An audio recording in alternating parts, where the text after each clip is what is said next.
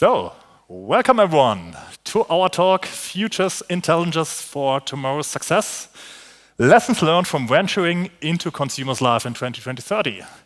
So with me on the stage is the great Joana Lenkova. Maybe you can say some words about yourself. Of course. I'm trying to...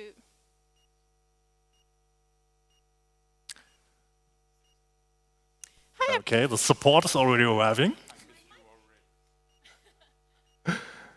Okay.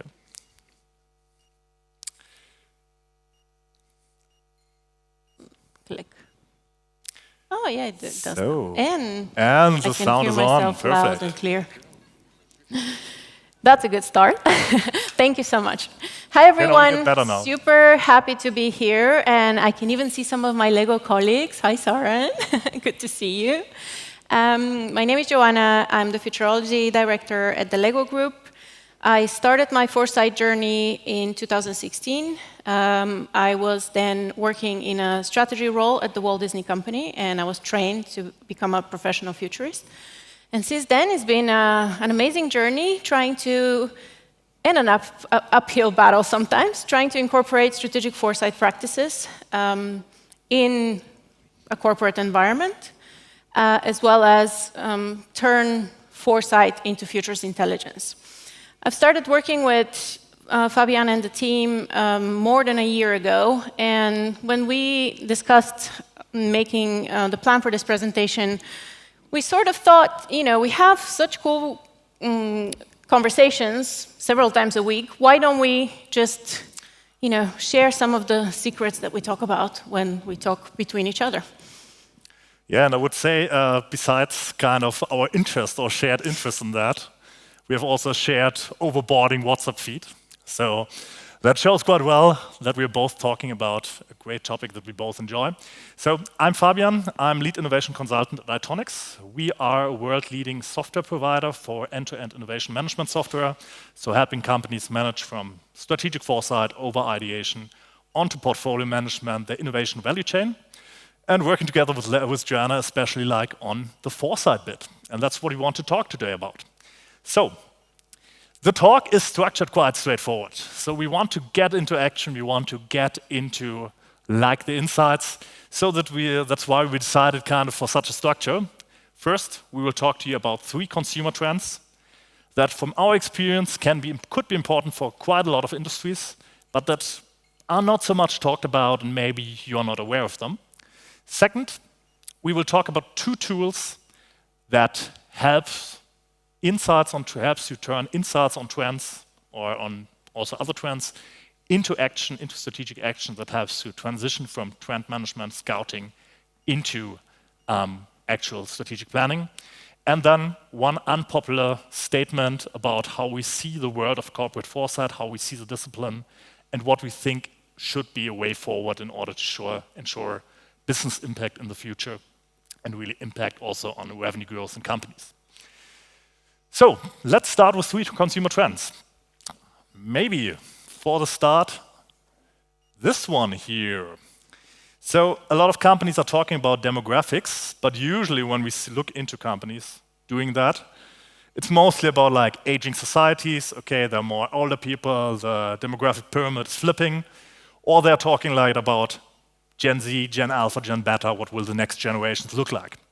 But what we see as one trend is, and it was really surprising for me also before researching that, is that especially in the global north, we thought about like raising individualism, but what we see in the last years is actually the contrary to that. So people are moving together ever more, sometimes because of resource constraints, sometimes because of caregiving needs or something like that. And that means younger and older people are collaborating much more, sharing resources much more. And for a lot of industries, that can have quite some implications, be it for consumer goods, mobility, and so on. So, second trend. I'm very tempted to play around with the clicker because I also have control. The second trend is called Humanizing Humans. I think we spend a lot of time talking about AI, and rightly so. We wonder how AI is going to impact our lives, what sort of skills and traits, human traits, is going to replace? Is AI going to support us and help us, or is it going to harm us? I think at the end of the day, AI is going to become what we allow it to and we build it to be.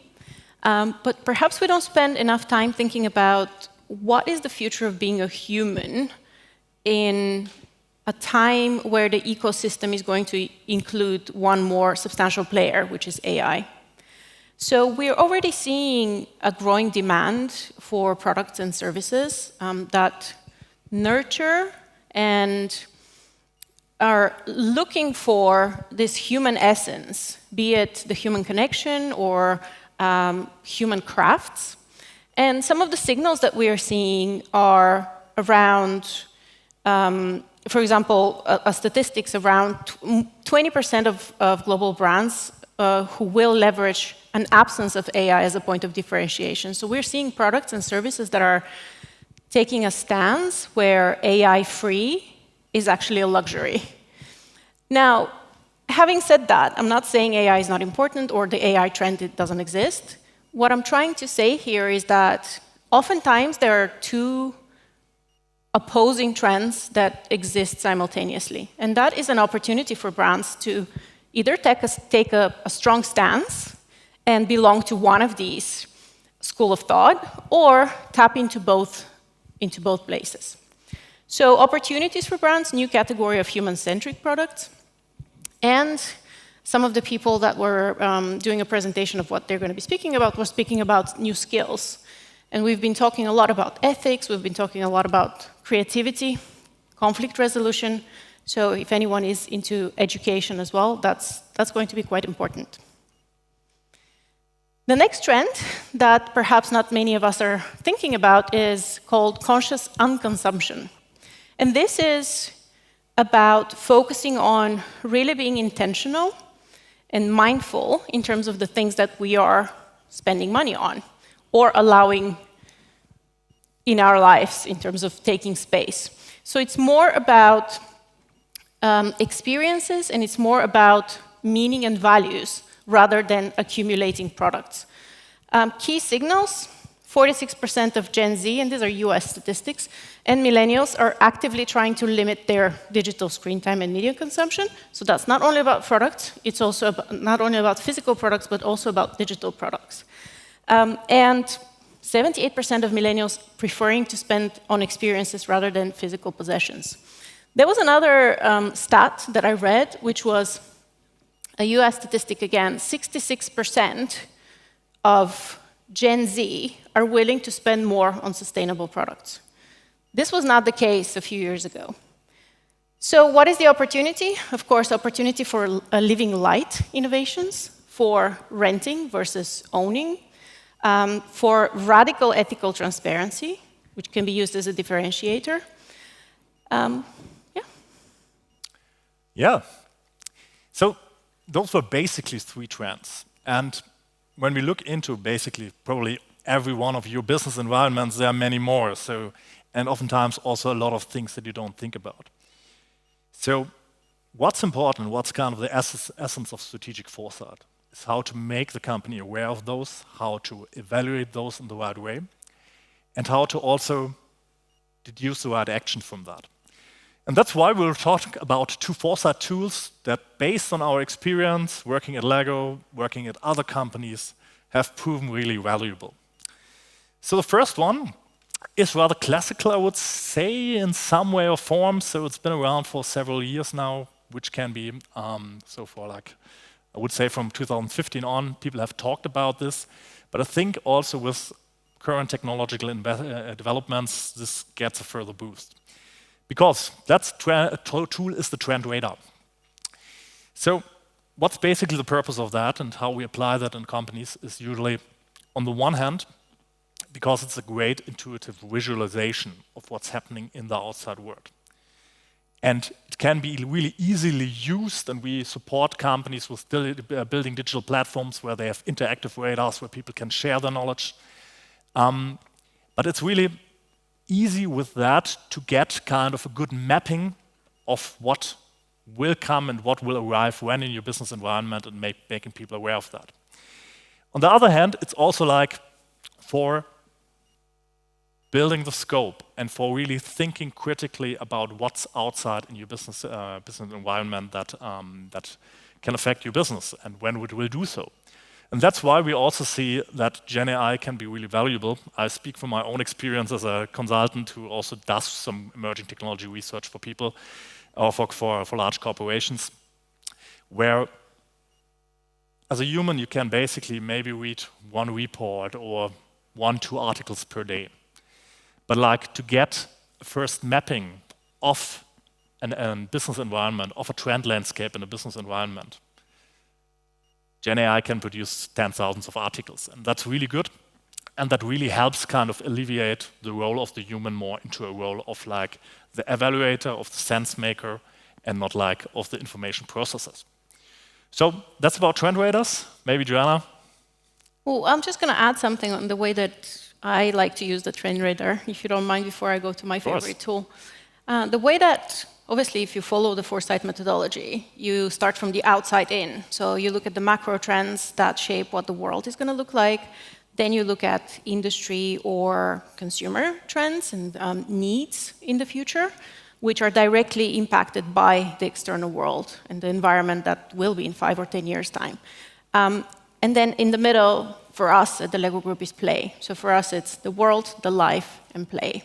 And it's a really good tool to showcase the scope and the breadth of the different trends that we're looking at. Now, this is one of my favorite tools. It's really, really simple, but I have used it in many different occasions. We use that to engage the leadership team at the Walt Disney Company. I've used it as a consultant in many corporates and governmental institutions as well. And I still use it. And I still think that this is one of the best tools that can engage, can provide buy-in from your stakeholders, and the information of this tool can really be practically implemented into the strategy process. So the way that it works is, in a group, together, you reach a consensus, and you map out the different trends onto the probability impact matrix. So based on how highly probable the trend is to become mass market or to reach critical mass, and how impactful it will be either for the company or for a specific audience or for a specific project or a focal issue that you're working on. And really simply, you take a look at where the positioning of the trends is. And anything that falls in the quadrant of high probability, medium to high impact, you need to address in your 5-year plan, in your strategy. Or consciously take a decision not to address it, but know why. Anything that is in that second yellow column should be in your scenarios, and you should really monitor whether the probability is becoming more, higher, or less. And anything that's in the third quadrant is what we call wildcards. It's something that you can't really predict. You cannot anticipate. You don't know if it's going to happen or not. But if it does, it's going to really, really impact the business. This tool is part of the natural Foresight methodology that I used. I was trained by the Future School, so this is a tool that they have given me. But the fun part is that I love hacking the tools and trying to integrate them into the decision-making process. So based on the first bucket, which are the things that you need to address in your strategy, I've created a decision tree. So basically, you further filter the trends. Is it a business-critical situation? Is it an opportunity? Is it a risk? And then you're able to address it with different actions. And we're getting to the best part, the unpopular statement. So I have been around the block for nearly a decade practicing Foresight, and I have gone from, fighting the fight and trying to really defend the Foresight legitimacy and explain to people in organizations, well, this is not how you do Foresight. This is how Foresight should be done. In the last few years, I really changed my approach, because this doesn't really get you as far as it could. Yes, we all know, it's almost like an echo chamber sometimes in the Foresight community. Yes, we know academically what's the right way to approach Foresight. And yes, it clashes with how organizations are built. And yes, it's going to take time for things to change. But isn't it better to approach it differently? So the way that I have decided to approach it is through innovating my practices as well. That's what innovation is about, right? It's not just about product innovation or services innovation. It's also about innovating your toolkit and your approach. And that's what I've been doing. So what's important is to make sure that you have a seat at the table. Sometimes you will take the form of a consultant, and Foresight may be integrated into the decision-making process, and maybe you're not going to get recognition for that, but still you know deep inside that you've made positive change, and you have made people think and consider the long-term view as well, and it's baked into the decisions today. And then the other couple of points is, yes, from Foresight, really try and not use it as an isolated information, but really try to turn it into futures intelligence that can be integrated into the innovation strategy or the strategic process as such. When we talk about the future, I really think that from experience, I think Foresight is a skill that I added after I worked in marketing, I worked in strategy and innovation, and it's really helping me to have these other skills. So for me, Foresight is really something that should be integrated into the future strategy, and we call it Future Fit. It's our framework at the LEGO Group. Yeah, perfect. And maybe also adding to that, so I really like your approach, what you're doing in your role. So because Joana, what she really does is going to the business units, going to the teams, thinking about the stakeholders and key audiences, what are their questions about the future, how can we address them, what kind of insights can we provide to them. Because working with a lot of Foresight teams, oftentimes it's more about creating an annual trend report for the big leadership meeting, having one presentation in the year that's basically deciding everything. You need to do that still, but the real impact of your work and also where we see that Foresight at organization works quite well is really by going to the teams, asking what they want to know about the future, what are the current business problems, and thinking about providing impact and providing insights to them that can help them in their daily work. And that's how you build sponsors, that's how you build people who kind of value you, who also defend for you the legitimacy of the discipline, and that works quite well. So over to my statement, AI can save you, but still will in some way or form. So, I mean, we had some quite nice talk today in the morning from Google, where kind of one of the key insights was think about how many errors humans make when doing something and how many errors AI does. So, when we think about predicting the future, I would say humans make a lot of errors, AI makes a lot of errors. I'm not even sure who makes more, maybe it's still humans, but a lot of people when we're talking about AI technologies and Foresight, it's it's looking for the magic button. So I click one thing, I say one word, and it tells me what to do, and tells me really what the future might look like, what's in there, what we can do. And problem with that is nobody will rely on that. So you won't base your decision only on that. So it's also aiming for prediction accuracy or something like that does not work. And also a lot of times it's there's not really across the community the awareness of the requirements for data quality that need to go into good predictions also. So what we envision or what we see is what works is going more to an approach where we say, okay, what are the best capabilities of AI? How can we lever that? I already mentioned that for the trend radars. So it can create coverage. It can enlarge the scope of vision. That's perfect. It can cross-validate, or it can not validate, it's the wrong word, maybe triangulate what human decision makers come up. And you can think, okay, this is what the AI put out, this is what our humans do. Let's look where they overlap, let's look where they diverge maybe, and have a discussion about that. That's something that works. So basically, for us, what we see is AI and Foresight can also, again, it's also for humans not the best way to make predictions about the future, but it can help you increase the scope of vision so that you can place your bets. And that's basically the wrap of the talk. So we made a point landing here. thank you everyone for listening to us, for having this talk. If you have any questions or interest in deeper conversations, ITONICS has a booth. Joana will be there also for some time, but we will also meet us around the conference. Just talk to us, connect with us on LinkedIn, and let's have a discussion about this exciting topic. Thank you.